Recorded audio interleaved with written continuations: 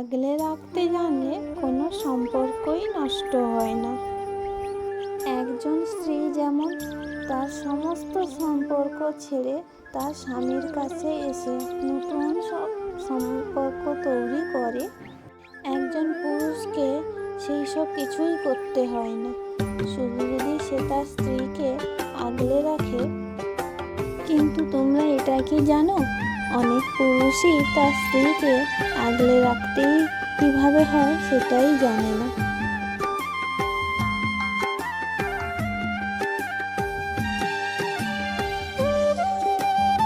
শ্বশুর বাড়ির লোক যেমনই হোক, তার স্বামী যদি তার পাশে থাকে, তাকে আগলে রাখে, তার ঢাল হয়ে দাঁড়ায়, তার কোনো কষ্ট মনে হবে না।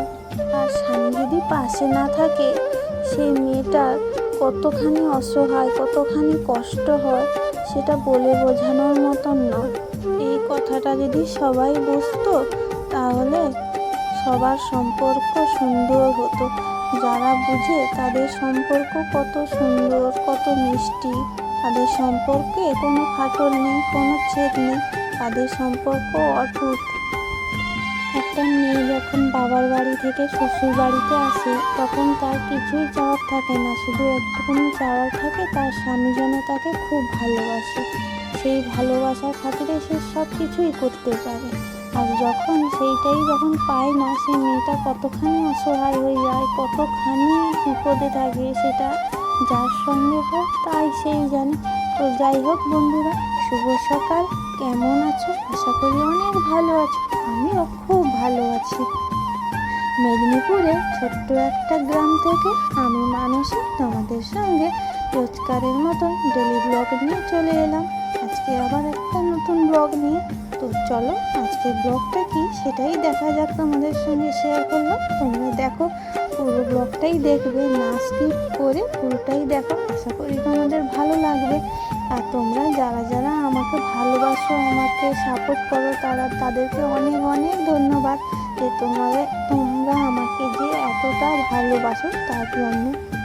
আর যারা যারা নতুন দেখছো, তাদেরকে অনুরোধ করছি তারা যেন আমার ব্লগটা পুরোটা স্কিপ না করে পুরোটাই দেখো।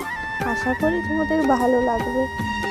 তোমরা এখন বলবে, কি হয়েছে দিদিভাই, তুমি এইরকম কথা বলছো কেন আজকে?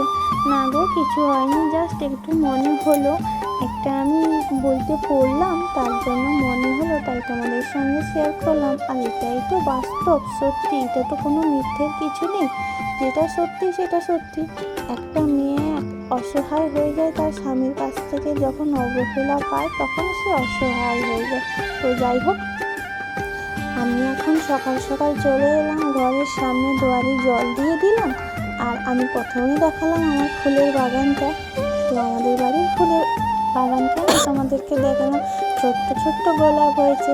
আর দুয়ারে জল দিয়ে দিলাম, তারপরে আমি সামনে বাইরে যেটা থাকে সেটা একটু ঝাঁট দিয়ে দিলাম। ঝাঁট দিয়ে আসার পরে এখন থালা বাসন মাজতে হবে। তো থালা বাসনগুলো একটু আগের দিন রাত্রে খাওয়া হয়েছিল, সেই থালা বাসন এঁঠোগুলো বের করে দিলাম, কলের পাড়ে রেখে এলাম। আর এদিকে জানো তো, এই গ্যাসের পাশে দেওয়ালটা টাইলস বসানো আছে। তো সেইটা একটু, সেখানে যখন রান্না হতো তো তেল চকচকে হয়ে গেছিলো, তার জন্য একটু সাবান কসবাইট দিয়ে একটু ঘষে দিলাম। আর দেখো পরিষ্কার লাগছে, কত সুন্দর। আর তোমাদের সঙ্গে শেয়ার করতে করতে অনেক কাজই হয়ে যায়, অনেক কাজই পরিষ্কার হয়ে যায়, যেগুলো হতো না সেগুলোও হয়ে যায়। খুব ভালো লাগে জানো তো, পরিষ্কার দেখার পরে না সত্যি খুব ভালো লাগে। আর তাই জন্য তোমাদের সঙ্গে আরও বেশি বেশি শেয়ার করতেও ইচ্ছে করে। তো যেটা আমার আগে কি মনে হতো জানো, যে হবে ভিডিও করব, আর এখন মনে হয় তো বন্ধুদের সঙ্গে তো ব্লগ শেয়ার করতে হবে না, রোজগারের ডিউটি, রোজগারই তো আমাকে করতে হবে কাজ। তো আমি রোজগারি ব্লগ শুরু করে দিয়েছি এখন। আর এখন থালা বাসনগুলো মাজবো। আর তার আগে এখানটা একটু নোংরা হয়ে গেছিলো, থালা বাসন রাখার জায়গাটা জানো তো, তার জন্য এখানটা একটু পরিষ্কার করে নিচ্ছি। আর তার আগে দেখলে গ্যাসের পাশটা, ওখানটা একটু পরিষ্কার করে নিয়েছি। আর আজকে আমার মুডটা খুব খারাপ, কেন জানো? কারণ জামাই ষষ্ঠী গেল তো সামনে, তো জামাই ষষ্ঠীতে আমি আমার বাবার বাড়িতে যেতে পারিনি। তার জন্য আমার মনটা খুব খারাপ, রেগেছিলাম। আর রেগেছিলাম মানে কী বলতো, আকাশে যখন মেঘ করে খুব কালো হয়ে থাকে, ঘুমড়ে থাকে, মেঘের গর্জন হয়, তো তারপরে বৃষ্টি শুরু হয়। আমারও সেম, আমি রেগেছিলাম, গজরেছিলাম। লাস্টে আমি আর না সামলাতে পেরে কেঁদেই ফেলেছি। জানো তো, খুব মিস করছিলাম আমার মাকে, বাবাকে। আমি বাবার বাড়ি যেতে পারলাম না। আর চোখের জল মুছে দেওয়ার মতনও আমার কেউ ছিল না। আর এখন আমার একটা পুচকি মেয়ে হয়েছে। সেই মেয়েটা আমার এত মানে আমার কান্না দেখলে ও কেঁদে ফেলে, মাম্মা কাঁদছো কেন, কী হয়েছে? আমার মামা চোখের জল মুছে দিচ্ছে। ওই দেখে না আমার আরও বেশি কান্না পাচ্ছে। তো যাই হোক, ও পুরো আমার মতনই হয়েছে। আমি যেভাবে আমার মাকে আদর করতাম, ভালোবাসতাম, কাঁদলে চোখের জল মুছে দিতাম, সেই রকমই হয়েছে আমার মেয়েটা। তো যাই হোক, এখন আমি ওখানে পরিষ্কার করে এসে থালা বাসনের জায়গাটা পরিষ্কার করে এলাম, থালা বাসনের জায়গাটা পরিষ্কার করে মুছে এলাম। তারপর এখন আমি রান্নাঘরটা ঝাড় দিয়ে দিচ্ছি। আর তোমরা জানো কি, এটা আমার মাথা যখন গরম হয়ে যায় তখন আমি কারোর সঙ্গে কোনো কথাই বলি না। আমি চুপ করে সব কাজ করে ফেলবো। আর যখন খুব রেগে যাই, 8 ঘন্টার কাজ 10 মিনিটে হয়ে যায়। তোমাদের কার কার এমন রাগ হয় আমাকে প্লিজ কমেন্ট করে জানাও।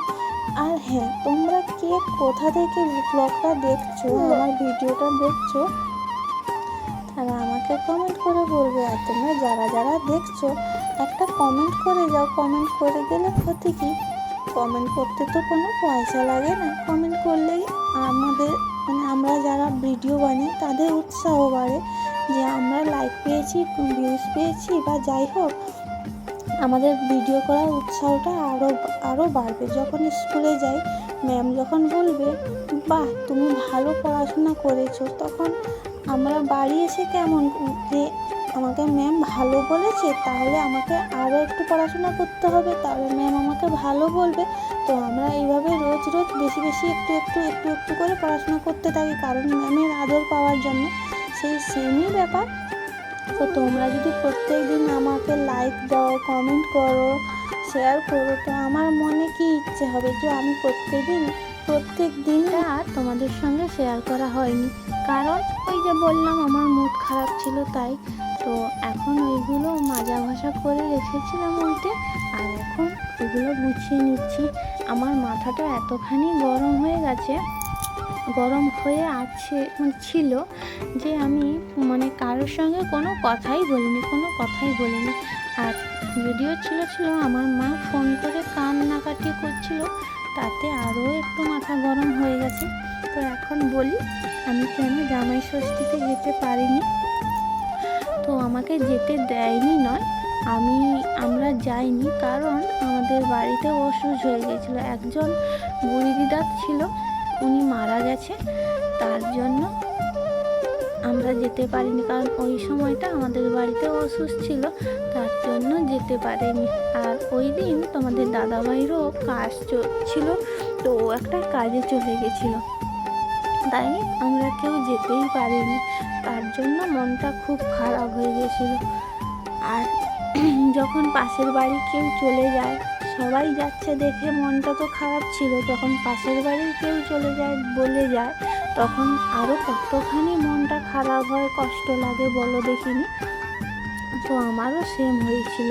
আর আমার খুব রাগ, আমি যখন কোথাও বেরিয়ে পড়বো, তখন যদি আমাকে কেউ বলে দেয় যে তোমায় যেতে হবে না, তখন আমার মাথায় রক্ত খুব গরম হয়ে যায় জানো।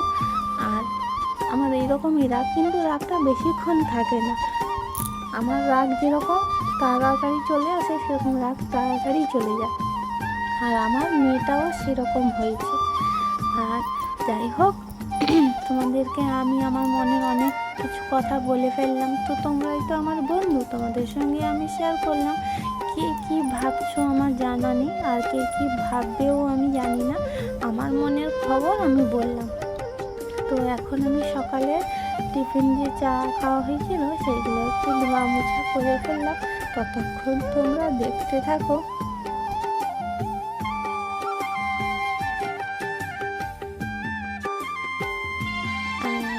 থেকে কাপগুলো ধুয়ে গুছিয়ে রাখি। আর তারপর এখানটায় জলটা ঝরিয়ে রাখলাম, আর কিছুক্ষণের পরে এখান থেকে নিয়ে যেখানে কাপ প্লেট থাকে ওখানে রেখে দিলাম। আর গুছিয়ে রাখার পরে না দেখতে সত্যি খুব ভালো লাগছে, যে গুছানো জিনিস দেখতে কত সুন্দরই না লাগে। আর তারপরে কি হয়েছে বলো দেখি, আর তারপরে আমার মেয়ে রেগে গরম হয়ে গেছে, কারণ ওর খুব খিদে পেয়েছিল। তার জন্য তোমাদের সঙ্গে কিছু সেরকম শেয়ার করা হয়নি। আর মেয়েকে খাবার দিয়েছে, এখানে পাতাগুলো পড়েছিল, আর শ্বশুরমশাই বলেছিল যে পাতাগুলো হচ্ছে নিয়ে, তো সেই জন্য এগুলো তুলতে এসেছি। আর এগুলো একটু ভিজা ভিজা ছিল, তো সেগুলো এখান থেকে নিয়ে ওখানটায় রোদ লাগে, যেখানে রোদ লাগে সেখানটায় আমি পাতাগুলো ফেলে দিয়ে আসছি। আর ততক্ষণ তোমরা দেখতে থাকো আমার ব্লগটা। আর যদি তোমাদের ভালো লাগে তো লাইক কমেন্ট শেয়ার করে আমার সঙ্গে থেকো, আমাকে বেশি বেশি করে সাপোর্ট করো। আর আজকের মতন এইটুকুনি, দেখা হচ্ছে পরের ব্লগে।